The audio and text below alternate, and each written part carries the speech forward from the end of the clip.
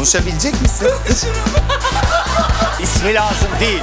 Öyle falan oldu. Harry Potter'da Harry'nin salyangoz kusmasını sağlayan büyünün ismi nedir? Hepsi yanlış. Kanaat notu vermişsin. Efendim. Hortumcuyum ben.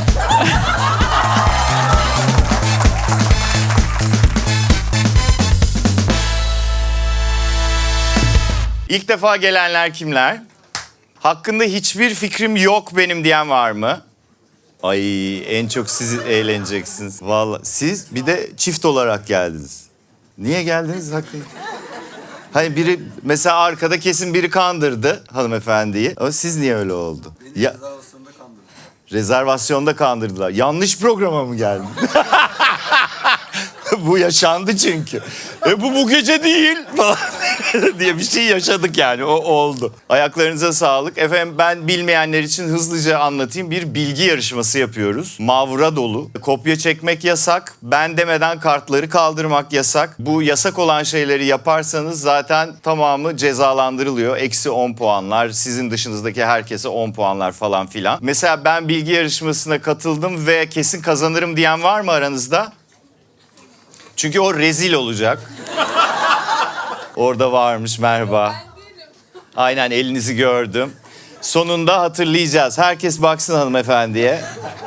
Aynen. Bir grupları tanıyoruz. Yavaş yavaş grupları tanıyacağız. Soruları soracağız. Böyle yavaş yavaş hissetmeyeceksiniz. Bu arada ikizler burcu olan var mı aranızda? Arkadaşlar çıkın gidin evinize. Bakın ikizler dolunayı varmış. Tanıdığım bütün ikizler ağzıma sıçıyor bir haftadır. Sizinle ben uğraşamam. Manitalı gelen var mı o ikizlerden? Ah, onlar uğraşsın. Sahip çıkın. Sahip çıkın efendim. Hoş geldiniz. Sizi tanıyalım. Samet ben. Samet Bey, grubun adı ne? Acemiler. Çok yakışan bir grup ismi olmuş. Ne iş yapıyorsunuz? Mali işler. Muhasebe. Muhasebe diyerek toplamanız iyi oldu çünkü. Hani çek senet mafyası mısınız da diyebilirim. Gayrimeşru değil. Siz efendim, siz ne iş yapıyorsunuz? Ben make-up uzmanıyım. Ya nerede? Beyoğlu'nda Beyoğlu'nda bir şey dükkanda. salonda çalışıyorum. Harika, çok iyi. Siz manitasınız. Değil. Dağlık değil. Bir niyetiniz var. Bilmiyoruz. Bilmiyorsun. Zaman gösterecek. Yeni mi tanıştınız abi? Ya evet. Allah Allah. Merhaba, ben Esra Erol. Hoş geldiniz. Sizi takip edeceğiz. İnşallah Peki. çok iyi bir sonuç verir. Baştan söyleyeyim, genelde 2 kişi katılanlar ben onu demediydim, sen onu dediydin gibi tuhaf şekillerde tartışıyorlar, haberiniz olsun. Peki. Acemileri bir alkışlayalım. Ayaklarınıza sağlık. Sizi İsmim Arda. Arda Bey, siz ne yapıyorsunuz? Petrokimya sektöründe satışla uğraşıyorum. Harika, anlamışız gibi devam ediyoruz. Grubun ismi de Puzzle. Neden puzzle? Yani hem akşamın konseptine uygun bir de arkadaşlık olarak biraz bizi yansıttığını düşünüyoruz. Harika, ne güzel. Eski arkadaşlar mısınız siz? Evet. 6 yıldır Harika. beraberiz. Ne iş yapıyorsunuz? Merhaba, iyi akşamlar. Ceren ben. Ben Fransızca öğretmeniyim. Aa, Evet. harika. Çok iyi. Fransızca bilen var mı? Sen niye geldin yine? Aa. İkinci kez gelenlere bak sen. Harika. Size Fransızca sorularımız olacak ilerleyen dakika. Siz efendim, siz ne yapıyorsunuz? Merhabalar, Beray ben de. Teknoloji sektöründe iş analisti yapıyorum. Harika. Siz de hoş geldiniz. Siz beyefendi? Merhabalar, iyi akşamlar. Barışcan ben de. Barışcan Bey. Siz ne yapıyorsunuz? Ben de bir otomotiv sektöründe, özel bir otomotiv sektöründe çalışıyorum. Harika. Alkışlayalım puzzle'ı da.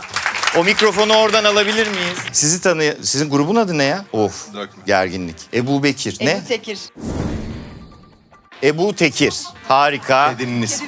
Kedinizin ismi Ebu Tekir mi? Ay Allah, cennetten rezervasyon. Can ben. Can Bey. Avukatsınız, harika. Siz hanımefendi. İsmim Tutku. Ben de genel koordinatörüm. Aa, adınız Tutku mu? Evet. Ay ne kadar güzel isim. Teşekkür ederim. Manitasınız diye umut ediyorum. Evliyiz. Aynen, evlilik Beş senedir. manitalığı bitirir mi diye soracağım o zaman. Büyük Aynen. ihtimalle gecenin kavga eden Harika. çiftimiz olacağız. Kaç, ne kadar yıllık dedin? 5 yıldır evliyiz. Harika, tebrik ederim. Teşekkürler, 5 sağ yıl olun. iyi bir süre değil mi ya? Evlilik? Evet. Emre sen bilirsin. Bok bilirsin, nereden bilirsin? Ebu Bekir, aman. Ebu Tekir. Ebu Tekir'i de bir alkışlayalım. Şu, alır mısınız mikrofonu? Merhaba, evet. Yani eğer videoları seyrettiyseniz gerçekten böyle tuhaf gülen bir kadın vardı o videolardan birinde. O hanımefendi geri gelmiş. Bumerang gibi bir şey. Hanımefendi ne yaptınız? Manitanızı yediniz, başka bir hanımefendiyle mi geldiniz? Çünkü manitalı... Aha. Acıkınca da böyle sesler çıkar. Fıstık getireyim mi? Konuşabilecek misin? Hanımefendiye verir misin mikrofonu? Nereden tanıyorsunuz hanımefendi? Kızım. Boku yedik. Yok ben onun kadar güleç değilim maşallah. Aynen. Evet. Kızımı tanıyorsunuz ben Yelda. Yelda Hanım. Mesleğim lojistikle uğraşıyorum. Harika. Grubun adı ne? Eros.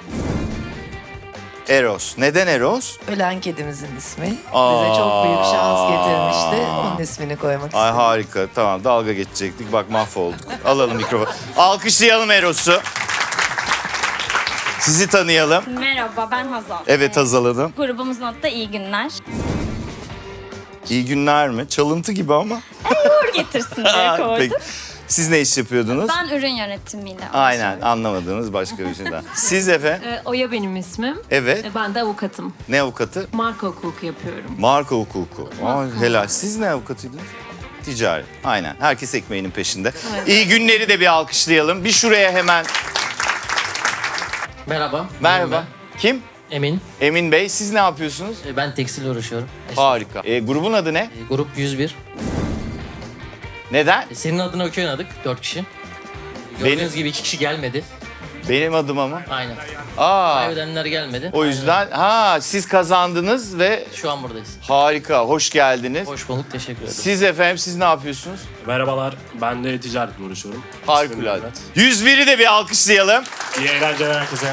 Çok teşekkürler. Çok zarifsiniz. Efendim ilk sorumuz çok kolay. Bakın çok kolay. Yani bilemezseniz canınız sıkılır. Dikkatli dinleyin o yüzden. Sayacağım ülkelerden hangisinde tren, tramvay, metro veya herhangi bir raylı sistem yoktur? Basit. A. İzlanda. B. Finlandiya. C. Tacikistan. D. Hindistan. Buyurun yazabilirsiniz.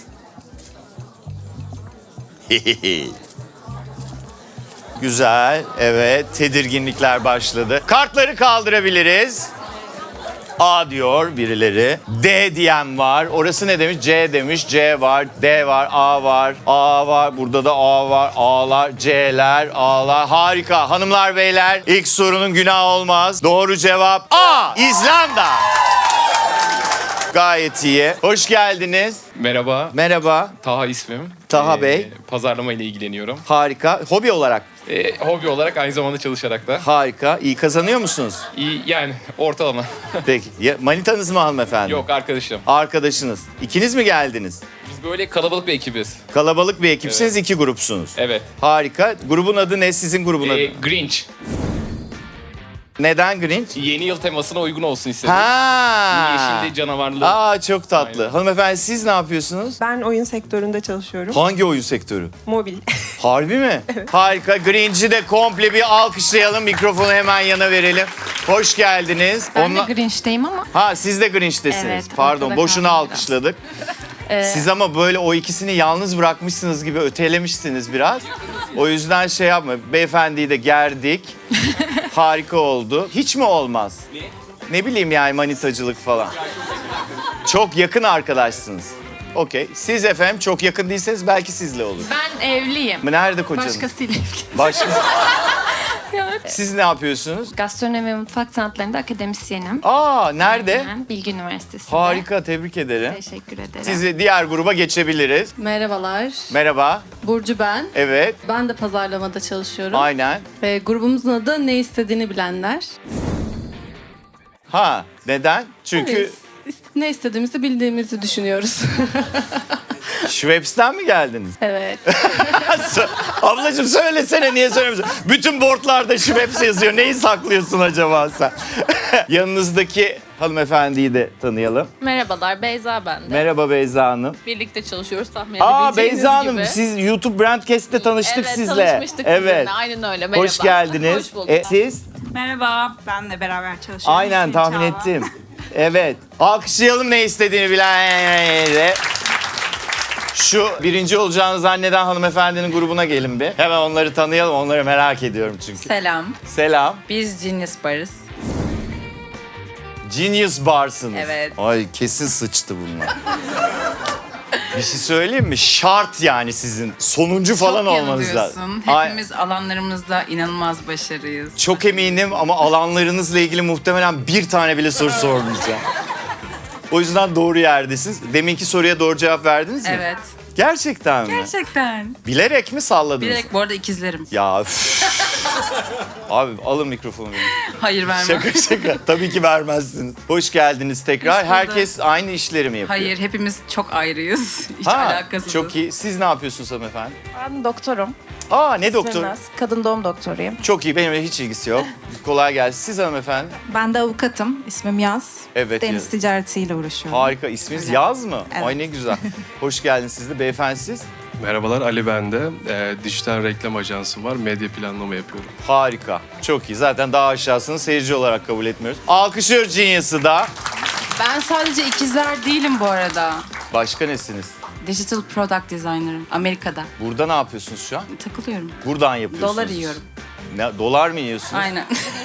Anasını satayım, kadınla arkadaş olmamız gerekecek ha sonunda.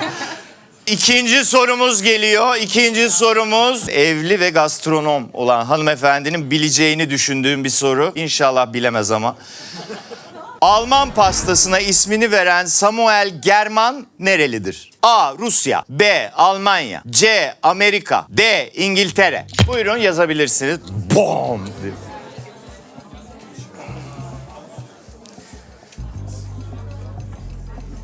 Güzel soru. Kartları kaldırıyoruz. C diyor. D var, D var, C var.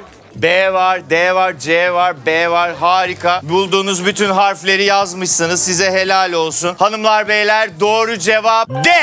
İngiltere. Gastronom bildiniz mi? Sen bildin ama yazmadılar değil mi? Hep öyle oluyor abi. Şu öne verir misiniz bir mikrofonu? Merhabalar, Barkın benim ismim. Merhaba Barkın Bey. Siz ne yapıyorsunuz? Bir danışmanlık şirketinde analistim ben de. Harika. Çok havalı görünüyorsunuz Barkın Bey. Siz beyefendi? Okan ismim. Evet olur. Sevdiğimiz Öğrenciyim ben isimlerden. Öğrenci misin? Evet maalesef. Neden? Bağımlılık yaptı herhalde. Ha öyle bir şey. Doktora falan mı? Yok yok. Bayağı normal lisans. Maalesef. Şaka yapıyorsun. Ne okuyorsun? Psikoloji okuyorum. Hem de. Hem de. Vay anasını. Kaçıncı sene? Son senem. Son sene. Kaç senedir son sene? bu yıl son sene. Ha iyi tamam. İlk defa son sene. Okey. Hoş geldiniz. Beyefendi siz? Ulaş benim ismim de. Ben de bir şirkette pazarlama departmanında Dövmeniz çalışıyorum. çok güzel. Grubun adı ne Ulaş Bey? Ganyan. Ganyan Efendim? Fransızca'da kazanan demekmiş. Evet. Ben de Okan'dan öğrendim. O yüzden Ganyan koyalım dedik. Harika. Çok iyi. Yine bilgi dolu bir grup. Evet. Bakalım siz nasıl patlayacaksınız. İlk soruyu zaten yanlış yaptık. Gerçekten mi? Aa kalpler kırık. Olsun. Alkışlayalım Ganyan'ı da. Aa Üç Hanım. Siz bunlarla arkadaş mısınız? Evet arkadaşlar. Aynen genelde böyle oluyor. Çift misiniz peki hepiniz? Evet. Aynen. Bakın bu fix. Yani bugüne kadar yaptığımız bütün programlarda bir kere bile sekmedi. 3 erkek ve 3 kadın yan yana oturduğunda üçü de çift oluyor ve hiç şöyle bir şey olmadı yani. 2 çift burada, 2 çift burada olmadı yani. Kadınlarla erkekler ayrılıyor. Siz aslında birbirinize uyuz olabilir misiniz? Bir çekişme var aramızda. Aynen. Siz ne iş yapıyorsunuz? Ben öğrenciyim. Nerede? Psikoloji. Yok. Şaka. Ne? Tıpta öğrenciyim. Ha hangi tıp fakültesi? Marmara'dayım. Aa harika, tebrik ederim. Hoş geldiniz. Siz? Merhaba Beril ben. Ben de bir denetim şirketine çalışıyorum. Harika. Peki denetim mi yapıyorsunuz? Evet. Nasıl yapıyorsunuz mesela denetim? Konuşmaya başlıyorsunuz ve herkes mal oluyor. Tespitler. Değil mi? Çok Aynen. doğru. Hipnotize ederek. Harika Beril Hanım. Hoş geldiniz. Siz? Ben de endüstri mühendisiyim. Çok iyi. Sizin ne yaptığınızı zaten Belli bilmiyoruz değil, hiç anasını belli satayım. değil. Kurumun adı ne? 224. 224. Aynen. Neden? Biz hep beraber yaz okuluna gitmiştik beraber. 224 oldu numaramız. O günden beri hep birbirimize 224 diyoruz.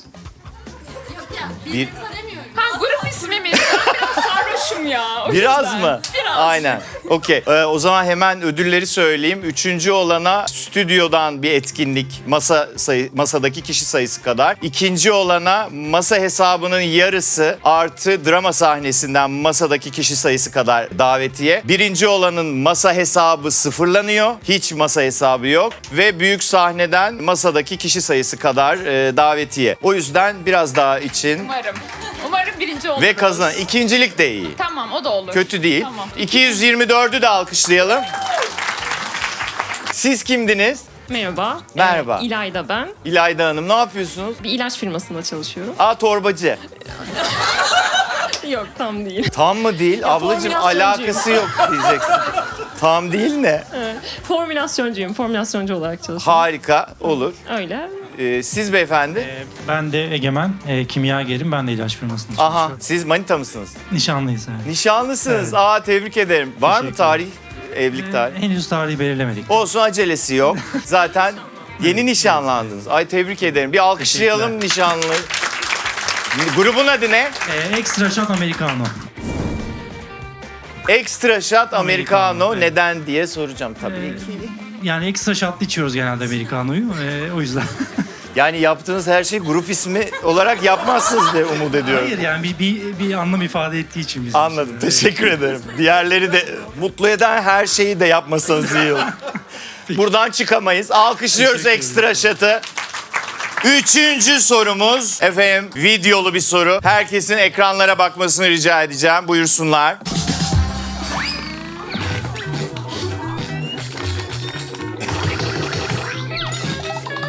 Yeterli zannediyorum. Kaç köfte kızartmış? Şaka, o değil. Ama yapabilirdim. Hepiniz biliyorsunuz. Efendim sorumuz şöyle. Duygusallığı, sevimliliği ve müthiş burger yapmasıyla bilinen Sünger Bob'un burcu hangisidir? Ya aranızda astrolog var mı? Çünkü alanıyla ilgili olur diye düşün. O da mı o? Efendim A balık, B yengeç, C akrep, D kova. Buyurun yazabilirsiniz. Biliyor musunuz siz? Ya, ay harika, hadi bakalım. Buyurun kartları kaldırabiliriz. B diyor, B diyor, B diyor, A diyor, B diyor, B diyor, B diyor, B diyor, D var. Gerçekten enteresan ama belli ki astrolojiden anlayan çok insan var. Doğru cevap yengeç efendim. B. Gayet iyi. Neredeyse salonun yarısından fazlası bilmiş. Aynen. Siz de mi yengeçsiniz? Allah kolaylık versin. Siz de mi yengeçsiniz? Harika. Yengecin erkeği iyidir. O iyi değildir. Size büyük geçmiş olsun. Merhaba, hoş geldiniz. Merhaba. Siz ne yapıyorsunuz? Benim ismim Nazlı. Bir fuar organizasyonları yapıyorum. Fuar organizasyonları Evet, yapıyorsunuz. evet. Harika. Beyefendi siz? Merhaba, Ahmet ben. Finans müdürüyüm. Harikulade. Grubun adı ne? Vuzuhsuz. Efendim? Vuzuhsuz. Ben anlamadım. Huzursuz. İbrahim Bey, eşim dedi, anlaşılmayacak dedi. Ben de dedim O kadar çok haklı ki. entel bir kelime. Kesin İbrahim Bey bilecektir dedim ama çok üzüldüm şu an. Vuzuhsuz. Yani bence bilmeliydiniz ya. Yani Hanımefendi, vuzuhsuz hani ilk defa. Yani duymuş siz olayım. şöyle duyuluyor. Siz R harflerini söyleyemiyorsunuz. Ve bize huzuvsuz diyorsunuz.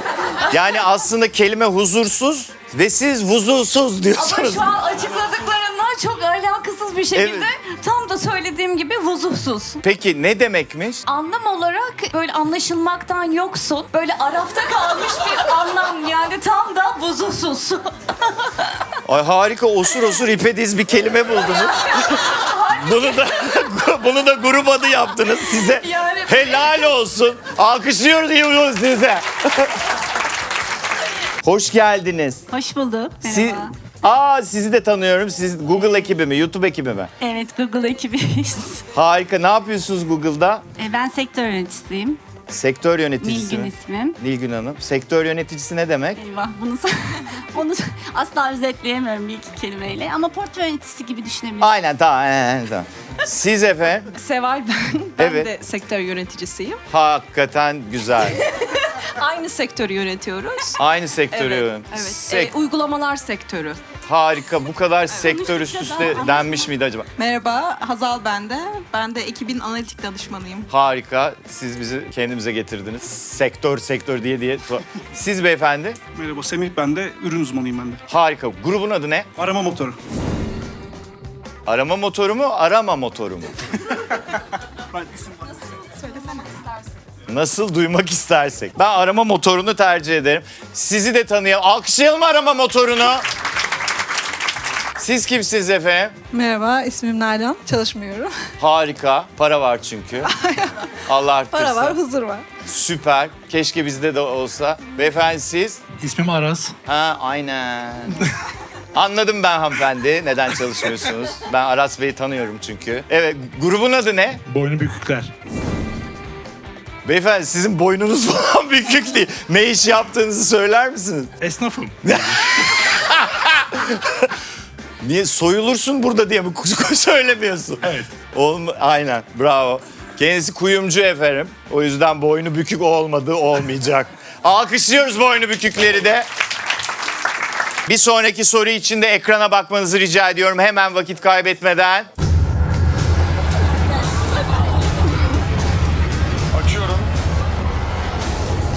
Açıyorum.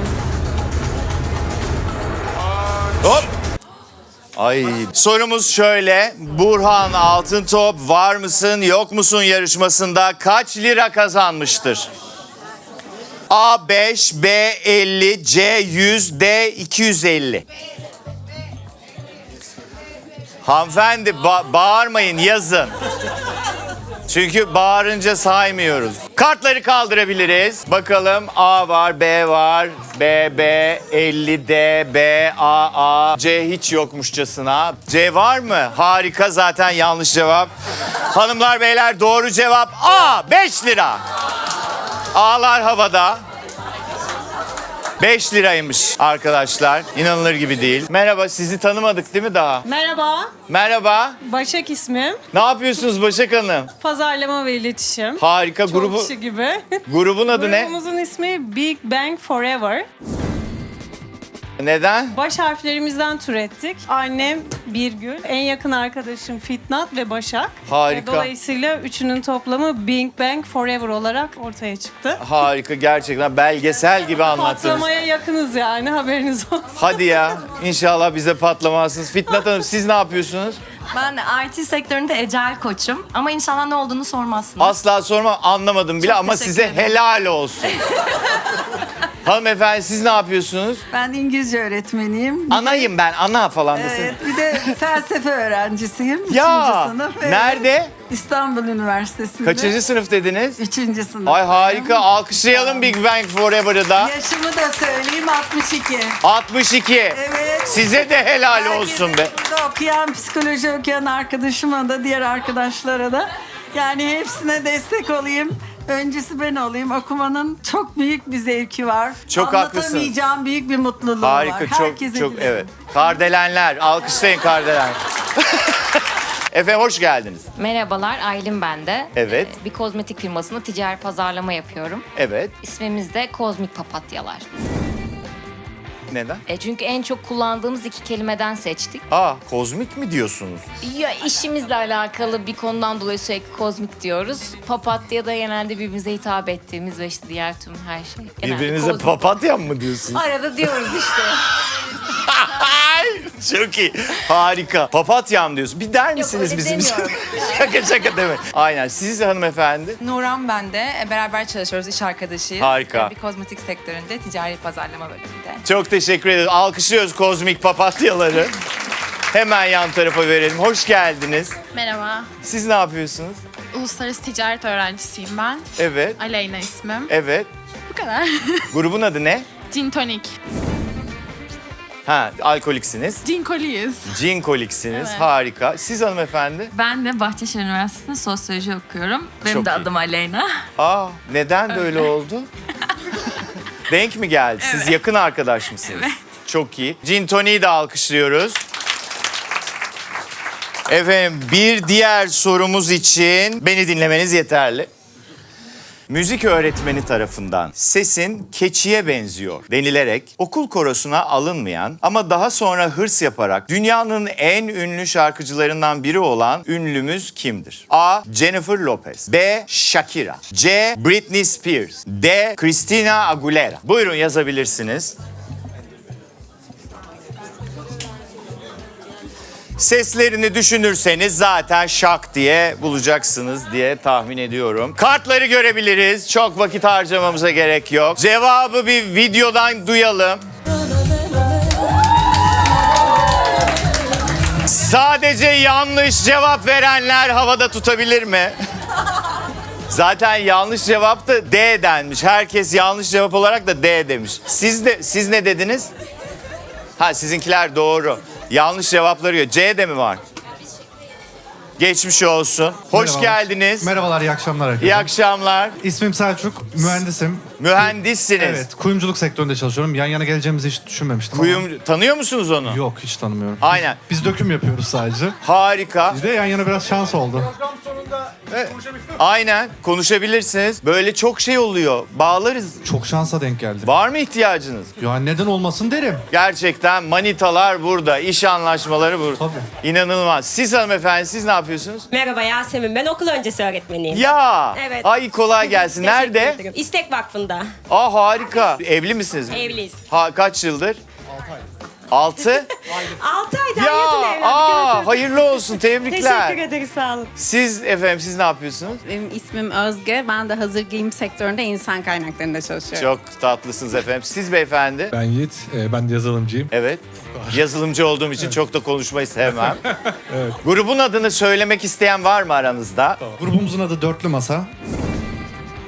Altılı olmak çok isterdik ama... Altılı olmak isterdiniz. Evet, altılı masa olmak isterdik. İşte her ay birinin evinde buluşalım ama dörtte Aynen. kaldık. Aynen. 4'te olur. Yani şimdi Yani- dörtlüyüz. Kapıda Aynen. beklettiklerimiz var. Alkışlıyoruz dörtlü masayı. Hemen şu yanınıza alabilir miyim mikrofonu? Beyefendi hoş geldiniz. Merhabalar, hoş bulduk. Siz?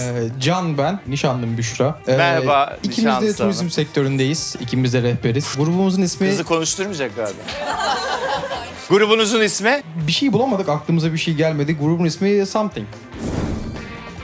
Bir şeyler yani. Something. Evet. Güzel. Gayet iyi. Yani. Genelde öyle olur. Büşra Hanım, siz nasılsınız? Merhaba, teşekkür ederim. Mesleki deformasyon. Böyle mikrofon eline geçince susmuyor. Turizm alanında sunucu mu? Yok değil, rehberiz. Anlatım. Aynen, Mikrofonla doğru. anlatım. O Peki yüzden. özellikle rehberlik yaptığınız bir yer var mı? Tüm Türkiye. Bizim şey gibi. Bize maliye soruyor. Oyunculuk yapıyoruz ya biz. Defteri onaylamaya geldiğinde iş yeriniz neresi diyor. Biz de diyoruz ki İstanbul genel.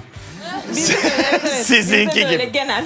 Harika, Türkiye çok ofisimiz. güzel. Alkışlayalım Something'i de. Yanınıza verir misiniz mikrofonu? Hoş geldiniz. Merhaba, Selin ben de. Ben de pazarlamacıyım. Harika. Çok insan gibi. Genelde şey oluyor, böyle bir nedense o hafta gelenler benzer mesleklerden geliyor. Mesela bir kodamanlar geldi, onların özelliği kodaman olmalarıydı. Bir tekstilciler geldi, sizin olduğunuz bölüm. Şimdi de pazarlamacılar abanmış, enteresan bir şekilde. Evet, Grubumuzun adı Roket. aynen. Neden? Öyle seçtik. Güzel isim, bir anlamı var mı? İnşallah patlamayız. Bakalım, göreceğiz. Hanımefendi roket... Hani Ya var sebebi. Batuhan ben. Allah Allah, söylesene. gerginlik, evet. Batuhan Bey, siz ne yapıyorsunuz? İş geliştirme ürün yönetimi ben. Harika. Vestel'de. Sebebi neymiş? Sebebi şu, biz yakın zamanda köpek alacağız inşallah. Aa. Adına Roka koyacağız. Evet. Bir gün bir sohbet esnasında ben roket demiştim. Roket de İngilizce raketten Roka demek oluyor. Harika. Bununla iddialaştık. İnanmadı bana. O günden beri Bu iması mevzu. var aramızda. Onun için roket Harika. koyduk. Köpeği ne zaman sahipleneceksiniz? Seneye. Seneye. Ha, planlı. Tabii. Neden seneye? Bir nedeni Ben vardı. anlatmak istiyorum. Tabii. Çünkü ben çok yeni bacağımı kırdım ve biraz ötelendim. Tövbe estağfurullah. Nerede kırdın bacağını? Yani tatildeydim, düştüm. Tatilde kafanız mı iyiydi? Yo, hiç değildi. Keşke öyle olsaydı, mantıklı bir esprimiz. Kuru çayda boğuldunuz. Evet. Allah Allah. Geçti ama değil mi şimdi daha iyisiniz? İşte iyileşiyorum inşallah. Çok geçmiş olsun. Teşekkür ederim. Harika. Ben Doğan Cüceloğlu. Evet. Roketi de bir alkışlayalım. Efendim 6. sorumuz. 6. sorumuz çok iyi bildiğiniz bir yerden geliyor. Lütfen ekranlara bakmanızı rica ediyorum. Lütfen diyorum, rica ediyorum. Neler? bakıyorum disipline girmiş bir kadınım ya. Sen kimsin beni yargılıyorsun? Sen kimsin? Sana bir tavsiyem, yazık o. Git kızına sahip çık önce. İnşallah Allah seni kızınla terbiye etmesin. İnşallah Allah seni o geride bıraktığın karınla terbiye etmesin. Kimlerin Çok alçak ezberinde ya. bu? Çok alçak. İnsanlara benden aşağı İnanılmaz olacak ya. kadar. Senin Durabilir. okul hocaların- Durduk. Sorumuz şöyle. Seda Sayan'ın Erol Köse'ye öfke kustuğu bu olay Erol Köse'nin hangi lafından sonra çıkmıştır? Onu sustur. A. Fitneci kadın. B. Cazgır kadın. C. Alçak kadın. D. Yediği kaba pisleyen kadın. Buyurun yazabilirsiniz.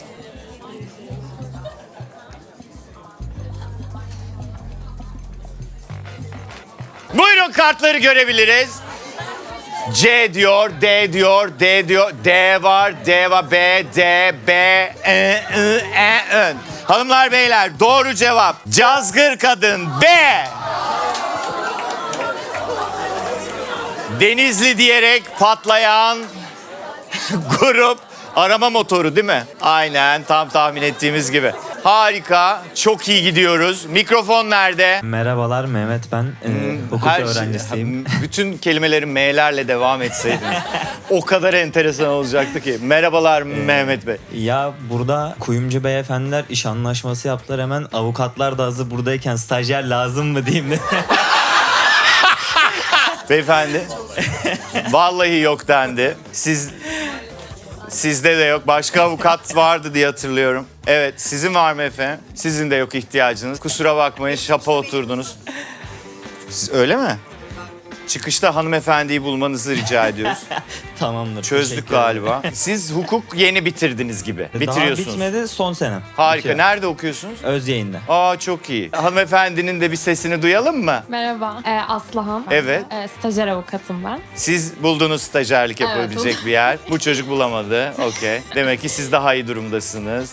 Ama ben mezun oldum. Ha bir de o mezun bile olamadı. Hayır, aramızda yaş farkı var o yüzden. O küçük mü sizden? Evet, bir yaş küçük. Şaka yapıyorsun. Neden? Siz daha genç duruyorsunuz da ondan. Teşekkür ederim. Rica ederim. Manita mısınız? Yakın arkadaşım. Manita mısınız da neden yakın arkadaşız diye de yatmıyoruz mu demeye çalışıyorsunuz? Hayır, Yani arkadaş. aynı abi ben ilişkiyi merak etmiyorum. Manita mısınız? Hayır bitti. Yani kaçıncı göbek kuzen falan girmeyin o gerek yok yani. Ama olsanız olurmuş gibi. Grubun adı ne? Ayran aşı. O hıyar mı buldu bu ismi? Hayır, benim en sevdiğim çorbanın ismi. Ağzının tadını bilenlere. Alkışlıyoruz hanımefendi. Aman işte ayran aşını. Bir yanınıza verir misiniz mikrofonu? Merhaba, Merhaba. Su ben. Arkadaşlar Survivor çeker gibi 2 kamera niye abandınız ya? Açılın ya insanları göreyim ya. Ayağa kalkayım mı? Kalkın siz kalkın ya. Su Hanım boyunuz var ondan kalktınız tabii. Böyle. Göstereyim dedim. Kaç boyunuz? 76, çok da. 1.76 çok da ne ya? Ne iş yapıyorsunuz? Mimarım ben. Mimarsınız. İlk mimar benim şu an. İlk mimar sizsiniz bu akşam. Harika. 1.76 olduğunuz için karton piyer tasarladığınızı düşünüyorum. 1.76 ile hava attınız ama burada Çıkar, vardır. cüce sınırında arkadaşlarımız var. Olmayan da var yani biraz düşünürseniz. Grubunuzun adı nedir? Yazlıkçılar. Yazlıkçılar. Neden? TRT'de dizi misiniz? Yazlıktan arkadaşız. Harika. Çok Yirmi güzel ya. yıldır. Ne güzel ya. Bayıldığım arkadaşlıklar. Benim Onlar yok da çünkü. tanısın. İşte oturup verirseniz mikrofonu. Aslıhan.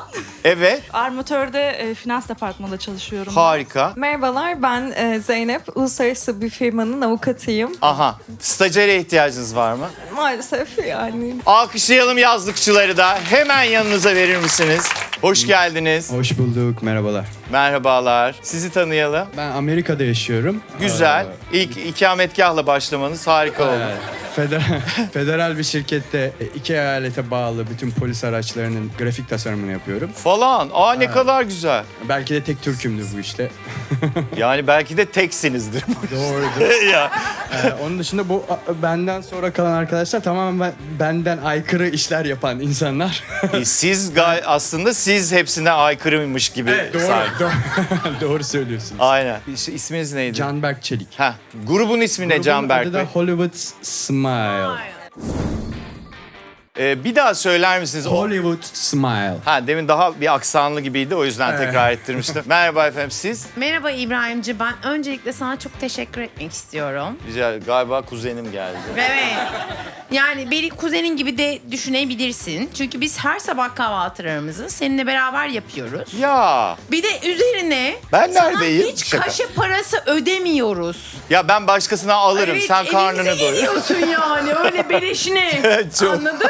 Anladım, çok teşekkür ederim. Sana bayılıyoruz. Çok Hani zarifsiniz, çok teşekkür Evet ederim. öyle her işte sabah kahvaltılarımız, akşam yemeklerimiz Akşam seninle beraber yemekleri. oluyor.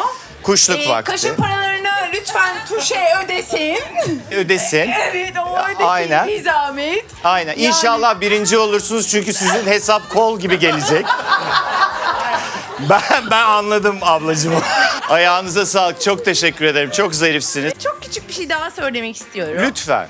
Kendi adıma. Beni bu camiada biraz Diş İşleri Bakanı olarak biliyorlar. Diş Ve hekimisiniz. Değilim. Ama Diş İşleri Bakanıyım gibi geçiyorum. Yanımda 2 tane diş işleri, evet, Türkiye'nin en iyi doktorlarından 2 tane periodontolog, Ha. 2 tane sanatkar. Ne oluyor? Benim ağzımı mı yapacak? Ne yapacak? Şimdi sahneyi onlara bırakıyorum. Hadi oynayın bakalım. Aynen. Arkadaşlar yaramıyorsa içmeyin. Yani Ben bu kadar iddialı biri değilim. estağfurullah, İsmece memleketin teşekkür ederim. en önemli nesiymişsiniz siz. Biz gülerken kaçırdık çünkü. Standart bir diş hekimiyim. Harika. İsmim Ece. Aynen. Öyle üniversitede öğretim üyeliği yapıyorum. Yok o değil, konuşan o değil. Sen de götünü kaldırıp arkaya bakmıyorsun. Kadın sesi duydu diye yapıştırıyor. Demin diş hekimi değilim dedi diyor. Kusura bakmayın. Grubumuzun adı o yüzden Hollywood Smile. Yani Aynen. Söyle bir çok iddialı. Aynen. O Hollywood Smile'ı yapıyorsunuz gelen olursa. Siz Aynen. beyefendi? Evet gelen olursa yapıyoruz. Ki gelen yoksa da hanımefendi tutuyor getiriyor gibi anlıyorum. Aynen. Organize işler bizimki. Çok iyi. Hollywood Smile'ı da bir alkışlayalım hemen. Ve 7. sorumuz. Bu kolay gibi ama her zamanki gibi yalan da söylüyor olabilirim. Dikkatli dinleyin lütfen. Soru şöyle. Hangi ülkenin sakinleri yılbaşı günü boş bir valizle dolaştıklarında bütün bir yıl seyahat edeceğine inanır? A. Türkiye. B. Finlandiya. C. Kolombiya. D. Brezilya. Buyurun yazabilirsiniz.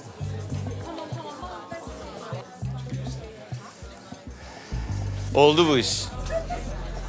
Yakınlaşmalar başladı burada. Burayı tamamladık. Burayı hallettik. Kartları görebilirim. C, C, B, C, B. Orası ne? Finlandiya var, D var, C var, B var, C var. Harika hanımlar beyler. Doğru cevap Kolombiya. C.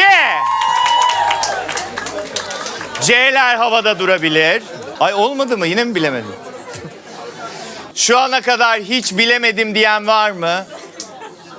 Siz bilemediniz mi? Yeni bildiniz ilk. Güzel. Çünkü sıfır çekene de çok acayip bir ödül var da.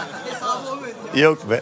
Yani mesela 4. soruya falan gelince bazı yarışmacılar hiç bilemeyene ödül var mı diye soruyor. Ben de diyorum ki bir gece saat 2'de ben arıyorum, sohbet ediyoruz. Ama yani beğenmezler diye söylüyorum bunu. Bunu beğenenler çıkıyor öncelikle. O enteresan. Ama zaten şu var, hırstan biliyor herkes. Yani o arama umurunda değil. O soruyu biliyor yani. O şeref golünü atmadan bırakmıyor kimse. Ama bu soru gayet tatlı sonuç verdi. Çok bilemeyen oldu. Bayıldım ben bu sonuca. O yüzden hanımlar beyler herkese benden Schweppes ve Mocktail Shot.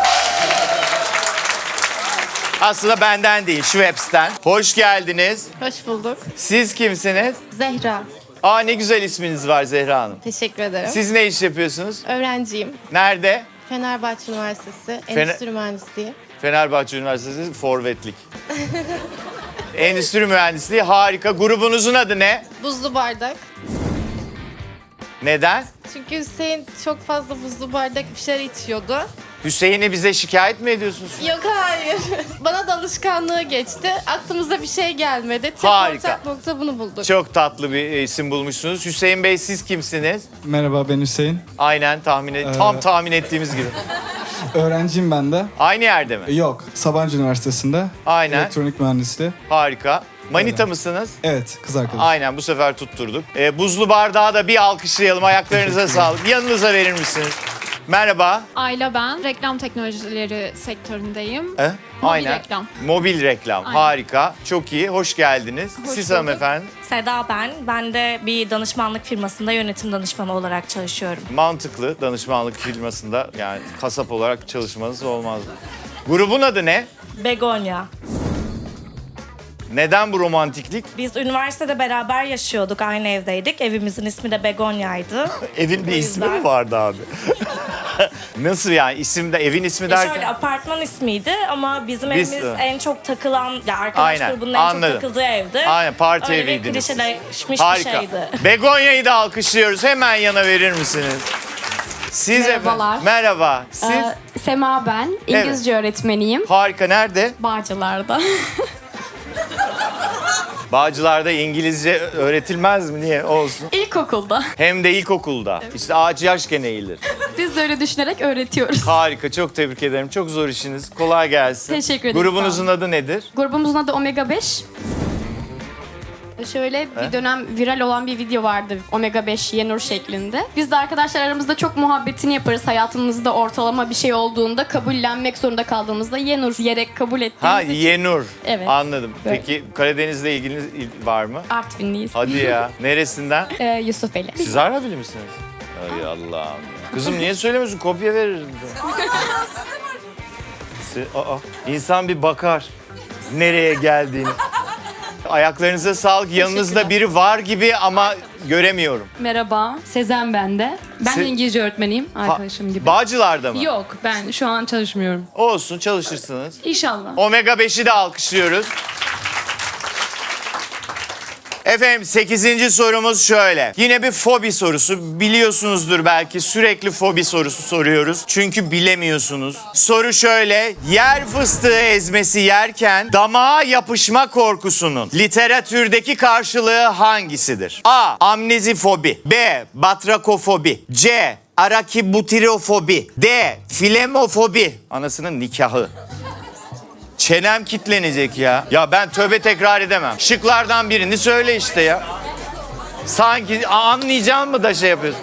Buyurun, kartları görebilirim. Nasıl olsa sallıyoruz. D var. Orada bir şey var. C var. B var. C demiş. C demiş. D var. D var. Bildiğini iddia eden vardı. O ne? Hazırlıklı olan, çalıştık diyen siz misiniz? Harika, bakayım. Evet, doğru. Doğru cevap C. Sizde yine yok. Bilene kadar B. Eyvah. Eyvah. Bayağı sayısal, her sene sayısal oynayanlar gibi. Siz kimsiniz efendim? Merhabalar. Merhabalar. Merhabalar.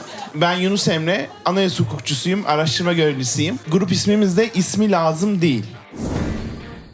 Harika, çok yaratıcı. Evet. Kimin aklına gelirdi ki? Neden ismi lazım değil? Arkadaşlarım seçti. Ben çok memnun değilim grup isminden ama Serdar Ortaç'ın bir şarkısıymış. Aa. Evet, güzel bir şarkıymış sanırım. Ha, o zaman Evet, okey. şimdi açıklarlar. Kim efendim? Ben seçtim. Harika. O şarkıyı biraz mırıldanır mısınız? Mırıldandınız mı derken? Lazım değil, o beni o kalpsiz yıktı. İsmi lazım değil, o bir vicdansız çıktı. Bilen var mı ya?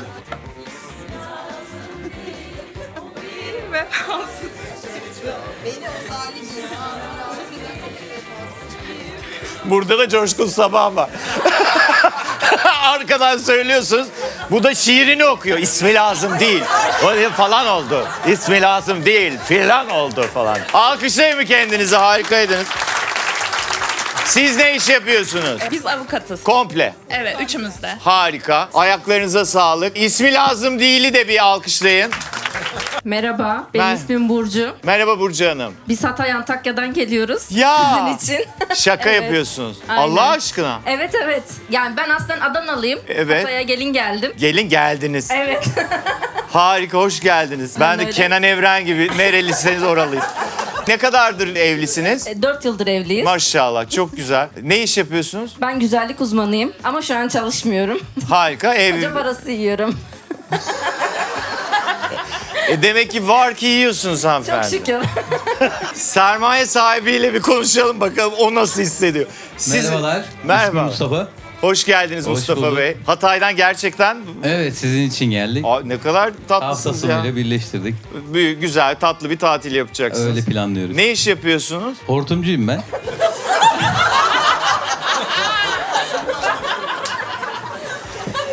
Ne olur açıklayın. Buradan sizi vatan emniyete postalamayalım. Yani banka hortumcusu değilsinizdir diye umut ediyorum. Yok, kesinlikle. Aynen, bildiğimiz hortum yapıyorsun. Evet, hortum fabrikamız var. Orada imalat yapıyorum. Oğlum ne acayip ya. Hortumu yapan biri var, tabii var yani. İnsan kullanırken onun ağzını bastırırken falan hiç düşünmüyor bak. Bunu da bir insan evladı yaptı demiyor. Bizim yaptığımız hortumlar tamamen spiral boru. Yani bu elektrik kablolarından geçer. Abla ne yapıyorsun? Kendi hortumunuzu mu öldün sen? Grubun adı neydi? Bu mu? Bu mu? Evet. Sizin adınız Hortum. O grubun adı Hortum. Ayaklarınıza sağlık. Bir alkışlayalım mı Hortum'u? Teşekkür ederim, sağ olun. Efendim 9. sorumuz. Sinirlenecekseniz sormayın.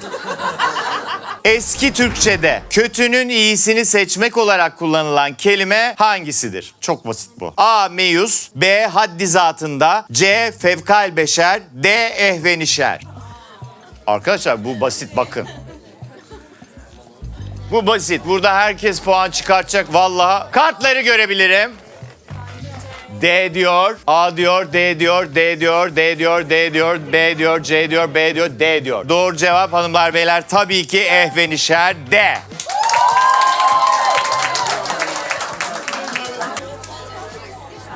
Efendim 10. soruyu yapıştırıyorum hiç vakit kaybetmeden. Dünyanın en eski üniversitesine ev sahipliği yapan ülke hangisidir? A. Yemen, B. İsviçre, C. Fas, D. Almanya. Buyurun yazabilirsiniz. Kartları görebiliriz. C diyor, C diyor, C diyor. D var, A var, A var, C var, A var. Hanımlar beyler doğru cevap neydi ya? Fas, C.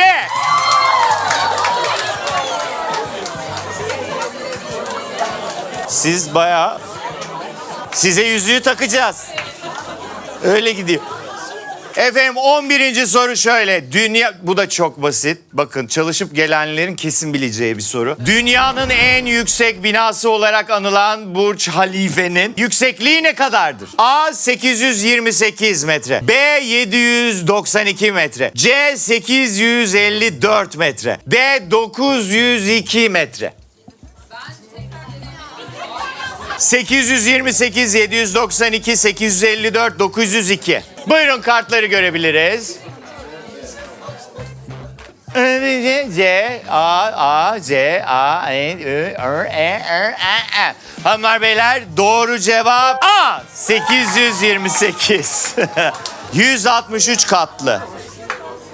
Bunun da ipini çekiyorlar biliyorsunuz değil mi? Bundan daha yükseği geliyor şimdi. 12. soru Harry Potter sevenler için geliyor. Patır patır bileceksiniz. Orada var mı Harry Potter bilen? Aynen orada. Burada da var aynen. Soru şöyle. Harry Potter'da Harry'nin salyangoz kusmasını sağlayan büyünün ismi nedir? A. Scourge, B. Slugulus eructo, C. Salvio hexia, D. Spongify. Scourge, A.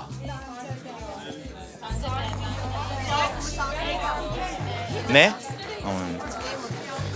Scourge, Slugulus, Salvio, Spongify. Kartları görelim.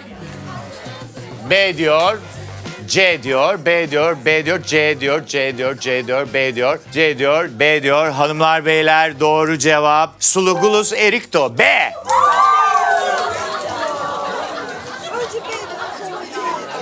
Beyler tutsun. Roket. Olmadı mı? Vay anasını. Sizde mi olmadı? Gerçekten mi? Hepsini birden izlediyseniz karıştırmışsınızdır.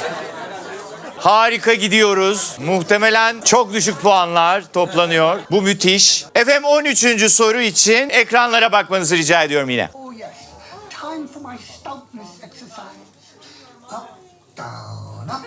When I up, down, touch touch the ground, it puts me in the mood. Efendim sorumuz şöyle. Winnie the Pooh'un yazarının anısına oluşturulan Winnie the Pooh günü hangi tarihte kutlanmaktadır?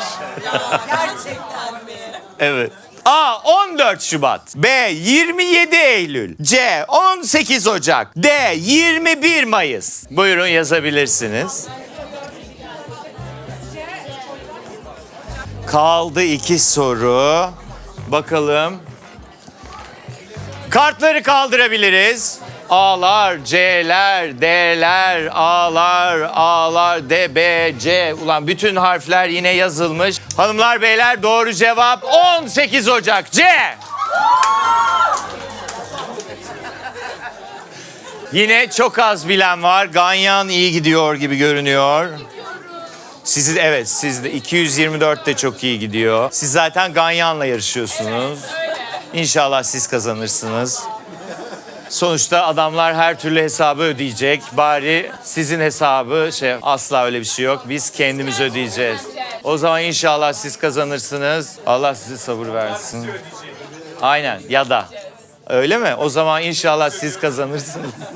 14. soru. Sinema severlerin şak diyebileceği bir soru. Yalan söylüyorum yine. The Godfather filminde ölümün habercisi olarak nitelendirilen meyve hangisidir? A. Elma. B. Mandalina. C. Portakal. D. Muz.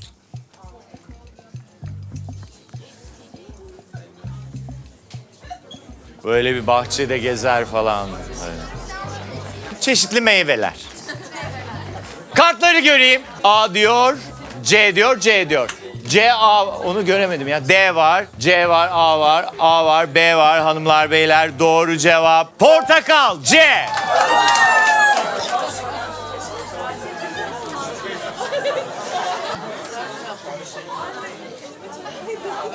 Harika. Aradan önceki son soru.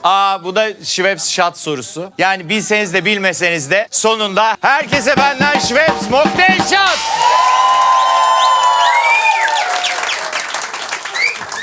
Soru için yalnız ekranlara bakacağız.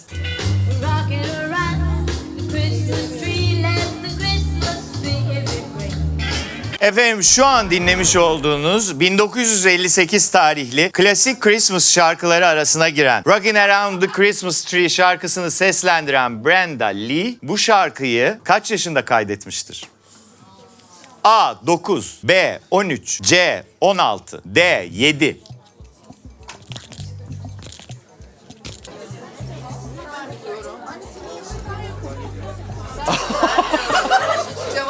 Terbiyesiz. Kartları kaldırın diyeceğim ama zaten. 9, 13, 16, 7. Kaldırın kartları. D diyor, 16 diyor, A diyor, B diyor, A, B, C 9 diyor falan diyor filan diyor. Hanımlar, beyler doğru cevap 13, B. Harika. Biz çok iyi gidiyoruz diyen var mı? O kadar güzel ki. Harika. Şimdi 15 dakika ara. Evet, çok iyi. Puanlar için hanımları yanıma alayım hemen. Efendim acemiler 60 puan. Fena değil tabii, alkışı hak ediyorlar. Ebu Tekir 50 puan. Vuzuhsuz. Gecenin tadını siz çıkarmışsınız. 30 puan. Eros. 40 puan. Arama motoru. 60 puan. Big Bang Forever. 40 puan. Kozmik Papatya. 40 puan. Kopya mı çekiyorsunuz birbirinizden? Ne yapıyorsunuz? Boynu Bükükler. 70 puan. Şimdiye kadarki en yüksek puan. Nasıl yapalım torpil ya? Dörtlü Masa. 60 puan. Something 50 puan. Puzzle 80 puan. Hollywood Smile 70 puan. Güzel. Yazlıkçılar 80 puan. Ayran Aşı 80 puan. Buzlu bardak 50 puan. Begonya 50 puan. Acıklı alkışlar geliyor. Omega 5 60 puan. Hortum. Spiral hortum hatta. 70 puan. İsmi lazım değil. Sizi öne almışlar. 90 puan. Efendim iyi günler. 80 puan. Ha sayıyorsunuz siz zaten Allah. Extra shot americano 60 puan. Maalesef değil. Oyları yeniden sayarız sonra gerekirse. 224. Aynen 80 puan. Ganyan 50 puan. Oğlum bayağı havalı gidiyordunuz siz bir ara. Ne oldu sonra? Bozdunuz. Kendinizi bozdunuz. Gin tonic 80 puan. İyi ya bayağı. Vallahi. Ne? 90. Onu tekrar sayarız. Sizi ne sayacağız ya? Genius Bar 70 puan. Ben bayağı yüzü görürüz diye düşünüyordum. Şimdi ikinci turda olabilir. Bu arada hakikaten öyle olabiliyor. Yani işte dalga geçiyoruz falan falan yapıyor. Geçen son şeyde kaçla 180'le mi birinci olmuşlardı? Aynen 180'le birinci olanın ilk yarıdaki puanı 60 falandı. Biraz gazlamış gibi oldum ama. Roket 40 puan. Gecenin tadını çıkaranlar. Ne istediğini bilenler 40 puan. Grinch 80 puan. 101 60 puan. Harika bir ortalama. Berbat yarışıyoruz. Çok iyi. Tam beklediğimiz gibi. En yüksek puan 90. Hepiniz duydunuz burada. 80 çok fazla var. 16. soruyla devam ediyoruz. Soru için yalnız ekranlara bakacağız. Ben neredeyim? Suçumuz neydi ki ayrıldık böyle? Dinlediğiniz şarkıyı ilk kim yorumlamıştır? A. Ferdi Özbeğen. B. Gülden Karaböcek. C. Ajda Pekkan. D. İlhan İrem.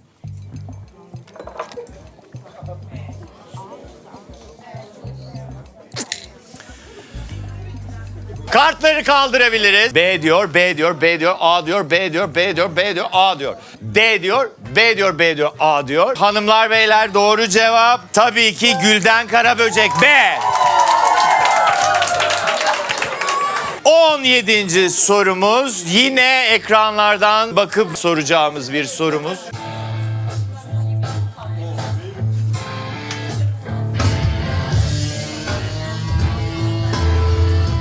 Sorumuz şöyle. Bu izlediğiniz ne reklamı olabilir? A. İç çamaşırı. B. Online dating sitesi. C. Parfüm. D. Takı. Yazabilirsiniz. Takı neydi? Takı insanın kendine yakışanı giymesi.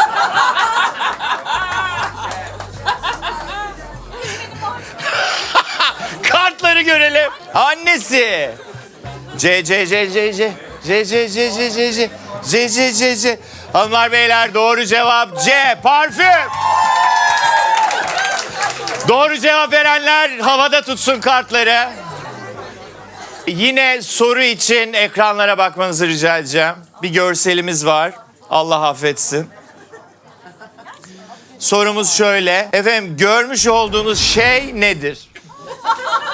A. Game of Thrones ejderhası. B. Aşırı yakınlaştırılmış bir karıncanın yüzü. C. Aşırı yakınlaştırılmış bir pirenin yüzü. D. Eski sevgilimizin kalp biyopsi örneği.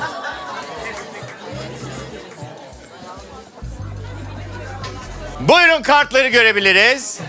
B diyor, B diyor. B diyor, B diyor. C diyor, B diyor. B.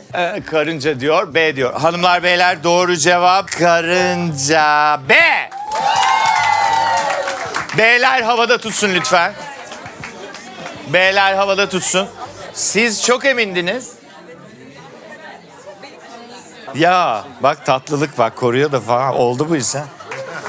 19. soru. Tarih sorusu. Soru şöyle. Vogue dergisine kapak olan ilk First Lady kimdir? A. Michelle Obama. B. Jacqueline Kennedy Onassis. C. Hillary Clinton. D. Semra Özal.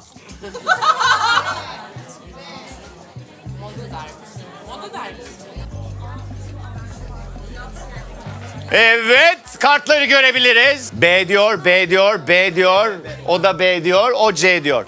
B diyor, Michelle diyor. C diyor, B diyor, B. Hanımlar beyler doğru cevap C. Hillary Clinton. C'ler havada tutabilir mi? Bu şıkkı da sabah değiştirdim ha. Şimdi Kennedy'yi yazarsak herkes Kennedy bilir diye. Güzel, zaten çok az kişi bilir.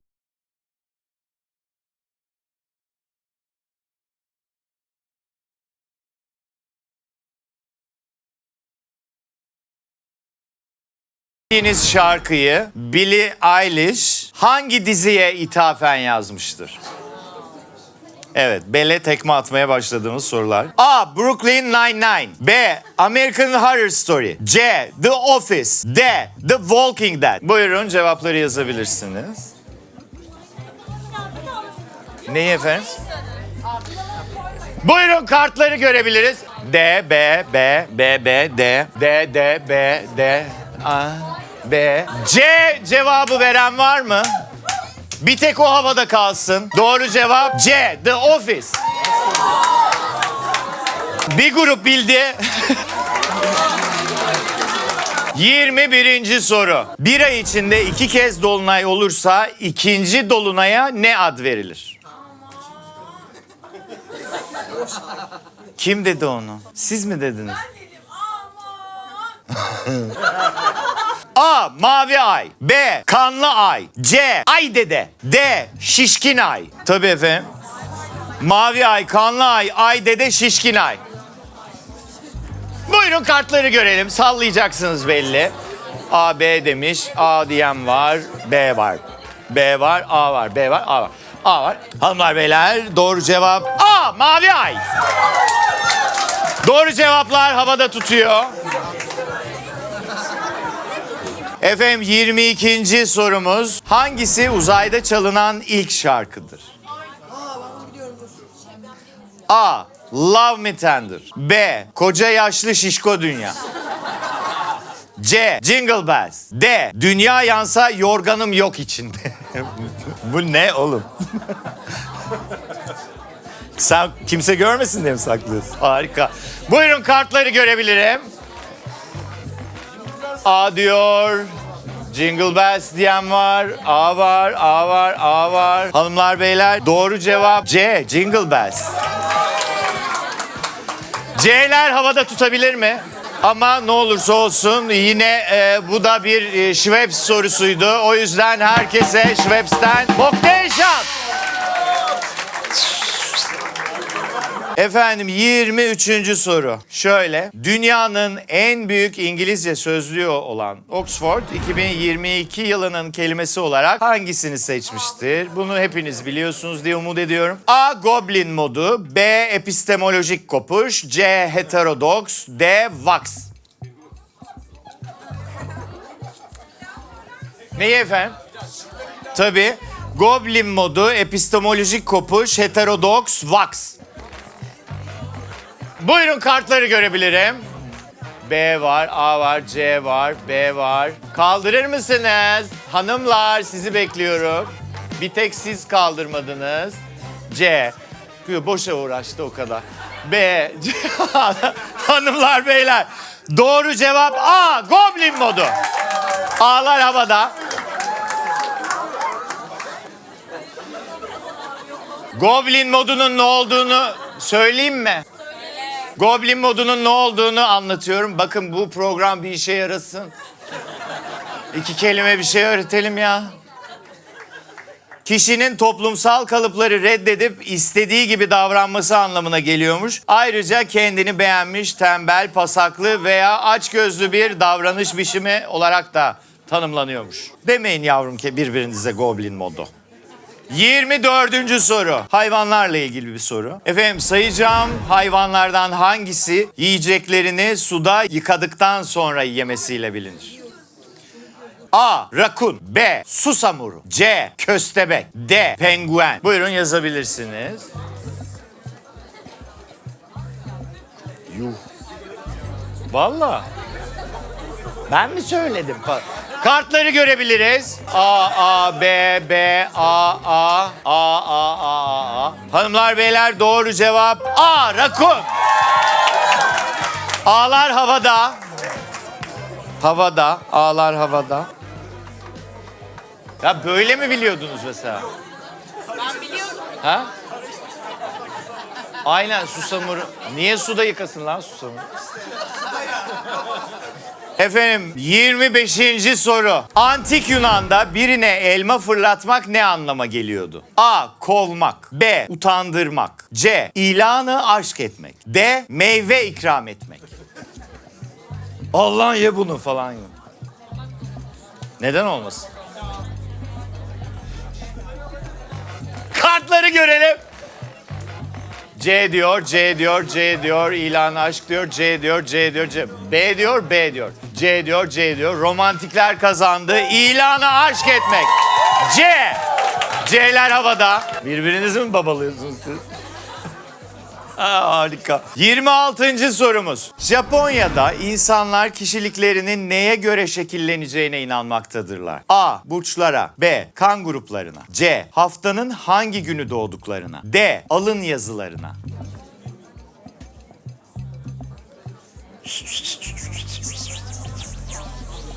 Kaldırabiliriz kartları. B diyor, C diyor, B diyor, C diyor. C diyor, C diyor, A diyor, C diyor. Hanımlar beyler doğru cevap B. Kan gruplarına göre. B'ler havada tutuyor. B'ler havada tutuyor.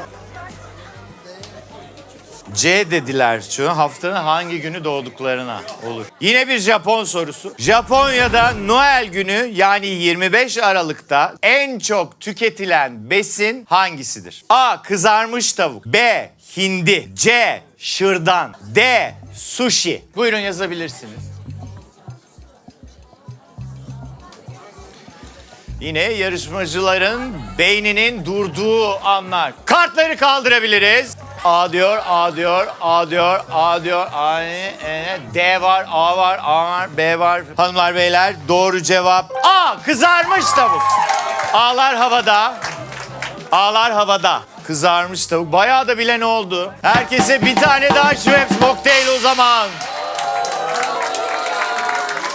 Arkadaşlar son 3 soru. Hiçbir şey değişmeyecek hayatımızda. Yani o yüzden rahat rahat cevaplayın. Çok basit bu soru. Evde Tek Başına filminde ailesi Kevin'i unutarak yılbaşı tatili için nereye gitmiştir? A. New York. B. Paris. C. Londra. D. Roma. Paris diyen kim? Google mı? Tamam. Google dışında her yere 10 puan. Yeter artık havanız batsın ya. Paris. Evet. 29. soru. İstediğiniz kadar kabul etmeyin. Benim dükkanım. Ben başında söyledim. 1962'de gösterime giren jetgiller hangi gezegende geçmektedir? Allah aşkına söylesene yüksek sesle. A. Satürn. B. Mars. C. Jüpiter. D. Merkür. Buyurun yazabilirsiniz. Buyurun kartları görebiliriz. A diyor, C diyor. Jüpiter diyor, C diyor. O da bir şey diyor. C, C, A. Hanımlar beyler doğru cevap A. Satürn. Halkası var falan ya. Son soru. Pantone Renk Enstitüsü 2023'ün rengini hangisi olarak açıklamıştır? Basit. A. Roze. B. Marsala. C. Sand. D. Magenta. Buyurun yazabilirsiniz. Yapıştır abi. A, B, C, D. Neyi duymadın ya? Buyurun kartları görebiliriz. Son soru. C var, D var, D var. D var, D var, D, B var, D var, B var. Hanımlar beyler doğru cevap D. Magenta. D'ler havada tutsun. Harika. Şimdi hanımlar yanıma gelin bakalım kim kazanmış. Oha güzel. 600 puan şaka. Hollywood Smile.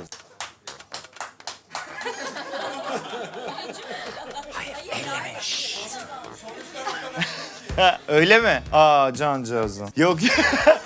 160 puan.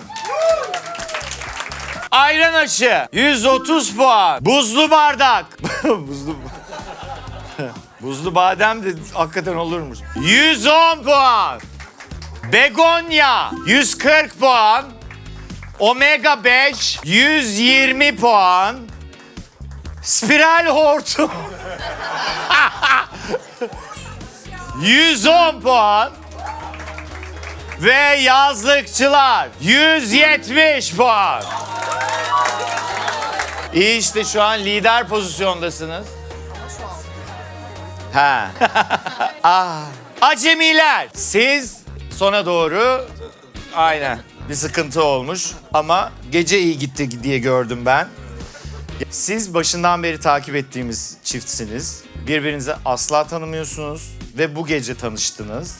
Yok, daha önce tanışmıştık. Ama bu gece manita olmaya karar verdiniz. Bilmiyorum. Bilmiyor musun?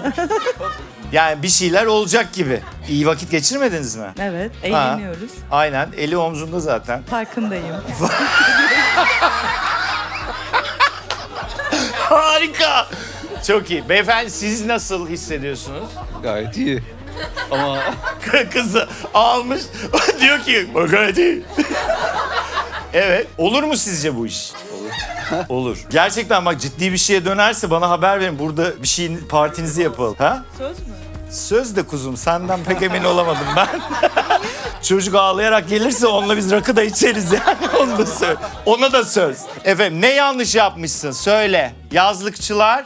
Yazlıkçılar. 190 puan almışsınız siz. Oha. O ne ve 190 puan. Şu ana kadar alınan en yüksek puan. Quiz Night'taki. Acemiler 90 puan. Neden? Çünkü aşkta kazandılar. Efendim Ebu Tekir 140 puan. Yani ne akar ne kokar. Ama bayağı da bir şey. Aynen onu ben demeyeyim dedim. Vuzuhsuz 100 puan. Hanımefendi yani akşamın başından beri bunu yapabiliyorsunuz. Niye yapmıyorsunuz? Gerçekten mi? Hayır 100 puana da hiç olmadı yani. Eros. Kuzum ne yaptınız siz? Kendi aranızda mı konuşmaya başladınız? 90. Yani sizin gönlünüz olsun 100. 100. Arama motoru. Hiç bak bir şey söyleyeyim mi? Hiçbir farkı olmuyor zaten. Hiç keyfinizi bozmayın. 140 puan. BBF grubumuz 90 puan. Hayır. 110 puan mı? Tamam aşkım 110 puan. 110 puanmış. Kozmik papatyalar 120 puan. Bence gayet ortalama bir puan yani kötü değil. 90 var burada. Efendim boynu bükükler. Oha 180 puan. Dörtlü masa 140 puan. İnşallah altılı masanın sonucu bu olmaz. Something 140 puan. Puzzle 180 puan. İyi günler. Bakın işte sizin geldiğiniz programda bu puanla ilk 3 oluyordu. Keşke. Sizinki bu puanla resmen Konya Ovası'nda sıçacak yer bulamadı. Yani yazık oldu. 160 puan. Bak az buz bir şey değil bu. Extra shot. 4 tekile shot mı? Kanka kusarak adını yazar bu şimdi. 4 tekile shot içirilir. 300 gram bir hanım bu. Efendim extra shot 160 puan. 224. Puan değil arkadaşlar. 4 nasıl olabilir mesela? Kanaat notu vermişim. Davranışları çok düzgündü çünkü. 170 puan. Ganyan 130 puan. Gin Tonic 170 puan. Doğru hesaplamışsınız. Genius Bar. Niye böyle oldu ya? Kaydırma mı yapmışsınız? Ama dikkat etmiyorsunuz çocuklar. Bu kadın Amerikalardan geldi. Yani 140 puan. Roket 130 puan. Ne istediğini bilenler 90 puan. Grinch 140 puan. 101 180 puan. İsmi lazım değil. Öne aldığımız grup. Siz hesaplıyorsunuzdur. Hanımlar beyler, meğer o değilmiş, buymuş. 200 puan. Birincimiz bu masa. Buranın hesabı yok ama bunlar çok da içmemiş. İkincimiz orası. Onlar da çok içmemiş. 180 puan olan 1, 2, 3 tane grup var. Şimdi yedek bir soru soracağım. Kim üçüncü onu bulacağız. Sorumuz şöyle. Dikkatli dinleyin lütfen. Efendim hangisi tarihte İstanbul için kullanılan kelimelerden biridir? A. Çakturyan. B. Takturyan. C. Pakturyan. D. Kakturyan. Yazdı ne? D. O ne? Ne? Hepsi yanlış. Çakturyan. A. Zor sorayım dedim. Bok oldu her şey. Kolay sorayım. Gidemeyeceğiz evimize. Dikkatli dinleyin. Aynısından yapıyoruz. DNA'sının çalınmasından korkan ve hatta bu yüzden yanında bir sterilizasyon ekibiyle dolaşan ünlü kimdir? Victoria Beckham, Madonna, Leonardo DiCaprio, Justin Bieber. Ne yazdı? Orası ne? B kim ya? Madonna. Ondan önce kaldırdı. Kim kaldırdı? Sana ses çıkar dedim. Çıkarmadın. Ondan önce mi kaldırdı? İndir puzzle. İkinizi yarıştırıyorum. Siz ya zaten siz en son kaldırdınız abi her türlü. Kaldırdınız, seyrettiniz. Ya şimdi onu biz tespit edemedik ya. O tarafa da ayıp olur şimdi. Hakikaten ya, siz sahneye gelsenize. Tamam, taş kağıt makas yapıyoruz. Çok güzel. Aynen, en temizi bu. Tamam. Aras Bey biliyorsunuz taş kağıt makas. Bu var ya 1, 2, 3. Aynen, dur ben ortaya şöyle gelseniz. Aynen. Dövüştürelim mi? Yağlayıp mı dövüştürelim? Hanımefendi saat çünkü oraya doğru gidiyor. 1, 2, 3 yapacaksınız. Hayır buyurun. 1, 2, 3. Evet bu sıçtı. Aynen. Geçmiş olsun. Aras Bey'i alkışlayarak uğurluyoruz. Harika yarıştı. Fair play. Burada olay da çıkartabilirdi ama kazandı. Mehmet Bey sizi göndermiyoruz. Teşekkür ederim. Tebrik ediyorum Aras Bey'i de. Bu temsili olarak ekip arkadaşınıza da bir tane Schweppes seti armağan edeceğiz. 2 kişisiniz. Evet. Bu da stüdyo davetiyeniz. Çok sağ olun. Efendim güle güle şey yapın. Daha önce kazanmış mıydınız hiç bir bilgi yarışması? Yok, katılmış mıydınız? Yok katılmadım. Katılmadınız. Harika. Alkışlıyoruz bir 101'i. Teşekkürler. Merhaba. Merhabalar. Bir daha hatırlayalım isminizi size. Aslıhan. Aslıhan Hanım.